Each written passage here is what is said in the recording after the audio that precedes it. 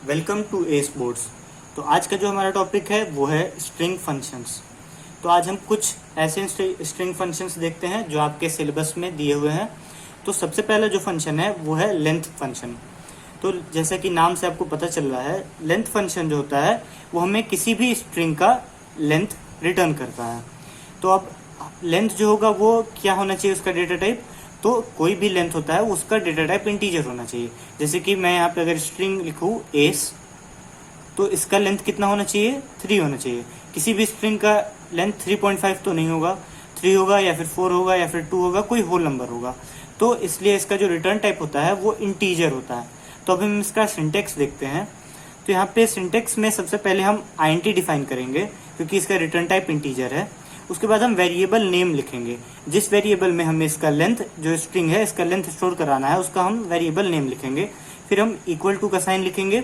उसके बाद हम स्ट्रिंग ऑब्जेक्ट लिखेंगे।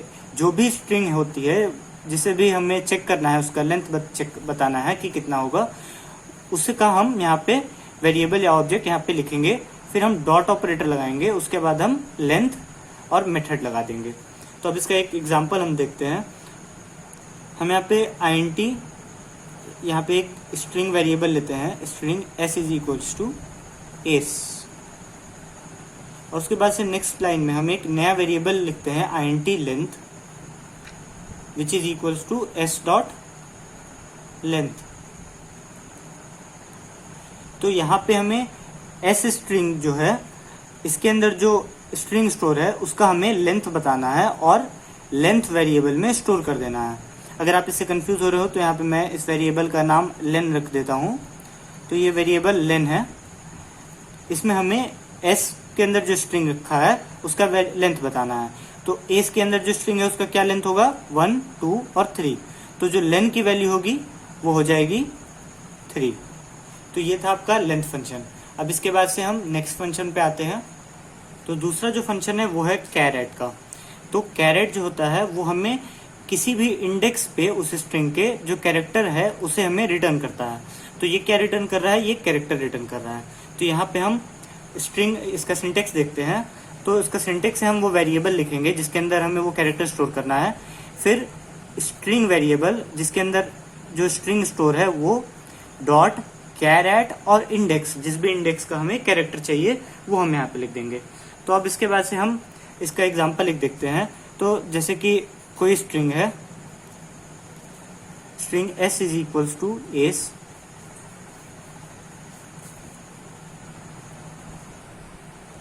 फिर हम यहाँ पे char ch is equals to s dot char at 2। तो यहाँ पे क्या होगा कि s के अंदर जो स्ट्रिंग है उसमें जो सेकेंड इंडेक्स पे कैरेक्टर है वो ch में स्टोर हो जाएगा। तो स्ट्रिंग का भी इंडेक्स 0 से शुरू होता है, तो 0, 1, 2। तो सेकेंड इंडेक्स पे e स्टोर है, तो e जो होगा वो ch कैरेक्टर के अंदर स्टोर हो जाएगा। तो ch की वैल्यू अब क्या हो जाएगी, हो जाएगी e।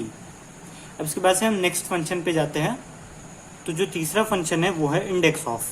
तो इंडेक्स ऑफ हमें किसी भी कैरेक्टर का जो स्ट्रिंग में प्रेजेंट है, अगर हम उसे चेक करें तो हमें उसका इंडेक्स नंबर रिटर्न करता है। तो इंडेक्स नंबर भी एक इंटीजर होगा, तो इसे हम इंटीजर वेरिएबल में स्टोर कराएंगे। और उसके बाद से हम जो सिंटेक्स होगा वो हम integer variable equal to string variable जिसके अंदर हमें वो कैरेक्टर का इंडेक्स चेक करना है वो डॉट इंडेक्स ऑफ, और जो कैरेक्टर जिसका हमें इंडेक्स निकालना है वो यहाँ पे लिख देंगे। तो अब इसे हम एक एग्जाम्पल से देखते हैं। यहाँ पे फिर से मैंने string s is equals to S लिख दिया। और अब हम एक इंटीजर वेरिएबल लेंगे p is equals to s dot index of a। तो जब हम ये चेक करेंगे तो हमें p की वैल्यू वो क्या मिलेगी, 0, 1, 2, यानी कि 0 मिलेगी p की वैल्यू, क्योंकि a जो है वो 0th पोजीशन पे है तो हमें p की वैल्यू 0 मिलेगी।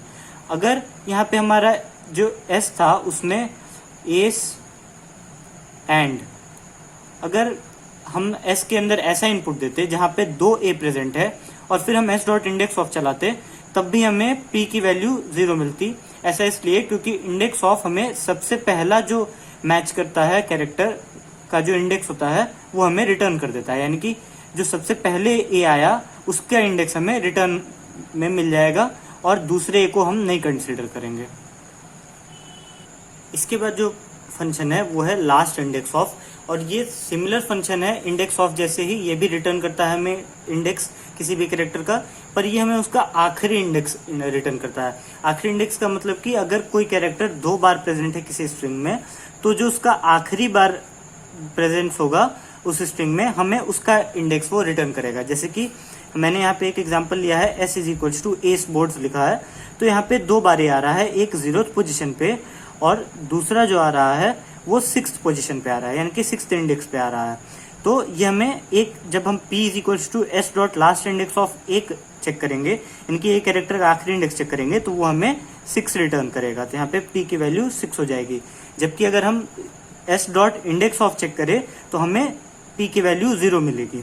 तो लास्ट इंडेक्स ऑफ हमें उस जो कैरेक्टर का आखिरी प्रेजेंस होता है उसका इंडेक्स हमें रिटर्न करता है। तो अब हम अगले फंक्शन को देखते हैं। तो जो नेक्स्ट फंक्शन है वो है रिप्लेस का। तो जैसे कि नाम से आपको पता चल रहा है, ये ओल्ड कैरेक्टर्स उस स्ट्रिंग के जो होते हैं उसे न्यू कैरेक्टर्स जो हम देंगे उससे रिप्लेस कर देता है। तो यहाँ पे मैं एक एग्जांपल लेता हूँ जहाँ पे हम s वेरिएबल में एस बोर्ड्स स्टोर कर रहे हैं। अब इसके बाद से हम s डॉट रिप्लेस, और हम यहाँ पे जो पहला पैरामीटर लिखेंगे ये ओल्ड कैरेक्टर लिखेंगे जिसे हमें रिप्लेस करना है, और यहाँ पे जो नेक्स्ट पैरामीटर होगा वो न्यू कैरेक्टर होगा जिसको हम पुराने वाले से रिप्लेस करेंगे।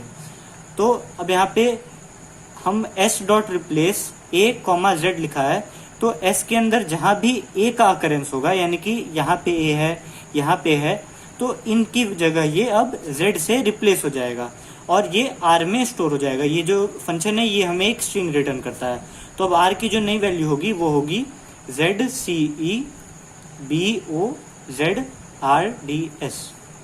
तो रिप्लेस जो फंक्शन होता है ये ओल्ड कैरेक्टर्स को न्यू कैरेक्टर से रिप्लेस कर देता है। तो नेक्स्ट जो फंक्शन है वो है ट्रिम। तो ट्रिम जो फंक्शन होता है उसका जो यूज होता है वो ये है कि ये जो कोई भी स्ट्रिंग हमने एंटर किया उसके बिगिनिंग और एंड के जितने भी स्पेसेस हैं उन्हें रिमूव कर देता है। तो अब इसे एक एग्जांपल से देखते हैं। यहाँ पे मैंने s के अंदर एक स्ट्रिंग स्टोर कराया है जहाँ पे कुछ स्पेस है, फिर s लिखा है, फिर एक स्पेस है, फिर बोर्ड्स लिखा है और फिर कुछ स्पेस है, यानी कि स्टार्टिंग और एंड में कुछ स्पेसेस हैं और बीच में भी एक स्पेस है। तो जब हम s डॉट ट्रिम करेंगे तो ये एक ऐसा, ये जो नया स्ट्रिंग रिटर्न करेगा इसमें बिगिनिंग और एंड के जो स्पेस होंगे वो रिमूव हो जाएंगे। बीच में कोई भी अगर स्पेस होता है तो वो रिमूव नहीं होगा, सिर्फ स्टार्टिंग और एंड के स्पेस रिमूव हो जाएंगे और ये हम t में स्टोर करा लेंगे। तो जो t की वैल्यू होगी s डॉट ट्रिम के बाद वो होगी s स्पेस बोर्ड्स। तो जो स्टार्टिंग के और एंड के स्पेसेस थे वो रिमूव हो गए। साथ ही यहाँ पे ये एक अच्छा एग्जांपल है कि स्ट्रिंग इम्यूटेबल होता है। तो उसका हम एक ये एग्जांपल देख सकते हैं कि जो अगर हम s डॉट ट्रिम को प्रिंट कराए, अगर हम system dot out dot println में s डॉट ट्रिम लिखें तो यहाँ पे हमें जो आउटपुट मिलेगा वो फिर से पुराना वाला ही स्ट्रिंग मिलेगा जो कि है स्पेस बहुत सारे, फिर एस, फिर स्पेस और फिर बोर्ड्स। ऐसा इसलिए हो रहा है क्योंकि जो स्ट्रिंग होता है वो इम्यूटेबल होता है, वो मॉडिफाई या अल्टर नहीं हो सकता है। हम अब दूसरे नए वेरिएबल नए स्ट्रिंग के अंदर जो मॉडिफाइड स्ट्रिंग है उसे स्टोर करा सकते हैं, पर जो ओरिजिनल स्ट्रिंग होता है उससे हम कोई चेंज नहीं कर सकते हैं। यानी कि अगर हम s डॉट ट्रिम को सिर्फ प्रिंट कराएं तो हमें कोई चेंज नहीं पता चलेगा, क्योंकि s खुद से जो s वेरिएबल जो स्ट्रिंग है ये चेंज नहीं हो सकता, ये मॉडिफाई नहीं हो सकता है। इसीलिए हमें नए वेरिएबल्स में उसे नए जो मॉडिफाइड स्ट्रिंग है उसे स्टोर कराना पड़ता है। तो जो नेक्स्ट फंक्शन है वो है कॉनकैट का। तो कॉनकैट जो फंक्शन होता है ये दो स्ट्रिंग्स को ज्वाइन करने का काम आता है। तो ये जो मेथड है दो स्ट्रिंग को ज्वाइन करने का, ये हम एक और तरीके से कर सकते हैं, वो है प्लस सिंबल से। तो अगर हमें दो स्ट्रिंग को जोड़ना हो तो हम s1 प्लस s2 अगर कर दे और इसे किसी तीसरे वेरिएबल में स्टोर करा दे तो s1 जो के अंदर जो स्ट्रिंग होगा और s2 के अंदर जो स्ट्रिंग होगा ये दोनों ज्वाइन हो जाएगा और s3 के अंदर स्टोर हो जाएगा। या फिर ये मेथड भी हम यूज कर सकते हैं कॉनकैट, और हम एक एग्जांपल से देखते हैं।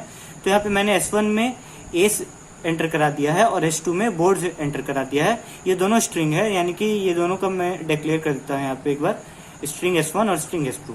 अब हम एक तीसरा स्ट्रिंग लेते हैं, स्ट्रिंग S, और S1 डॉट कॉन्कैट S2 लिख देते हैं। तो यहाँ पे जो S होगा इसमें हम S1 और S2 को ज्वाइन कर देंगे, और इसको ये ज्वाइनिंग के लिए हम कॉन्कैट मेथड यूज करेंगे। तो अब जो S होगा वो होगा एस और स्पेस बोर्ड्स। तो ये यूज होता है कॉन्कैट मेथड का। और जैसे कि मैंने बताया स्ट्रिंग इम्यूटेबल होता है, तो हमें एक तीसरे स्ट्रिंग की जरूरत पड़ती है ताकि ये जो हमने ज्वाइन किया है इसे स्टोर करा सके। तो इसके बाद से हम जो नेक्स्ट दो फंक्शंस देखते हैं वो दोनों सिमिलर टाइप के फंक्शंस है, टू अपर केस और टू लोअर केस। तो जैसा कि नाम से आपको पता चल रहा है, टू अपर केस जो फंक्शन होता है ये किसी भी स्ट्रिंग के को अपर केस में कन्वर्ट कर देता है, यानी कि सारे जो कैरेक्टर्स होंगे उनको अपर केस में चेंज कर देगा। जैसे कि मैंने यहाँ पे एग्जांपल लिया है, स्ट्रिंग S में स्मॉल a c e लिखा हुआ है, और जब हम एक s dot to upper case function लगाएंगे और इसे हम u में स्टोर कराएंगे तो u की जो वैल्यू होगी वो होगी a c e, ये तीनों लेटर्स कैपिटल हो जाएंगे। अब इसके बाद से हम टू लोअर केस फंक्शन देखते हैं, ये सारे कैरेक्टर्स को लोअर केस में चेंज कर देता है। तो मैंने यहाँ पे एक स्ट्रिंग S में एक ये स्ट्रिंग स्टोर कराया है जहाँ पे जो है कैपिटल A, स्मॉल c और कैपिटल E। फिर हम s dot to lower case जब फंक्शन लगाएंगे तो L के अंदर जो वैल्यू स्टोर होगी वो होगी small a, small c, small e। तो ये जो दो फंक्शन थे ये काफी सिमिलर थे, टू अपर केस और टू लोअर केस। इसके बाद से और भी कुछ इंपॉर्टेंट फंक्शंस है जो हम नेक्स्ट पार्ट में देखेंगे।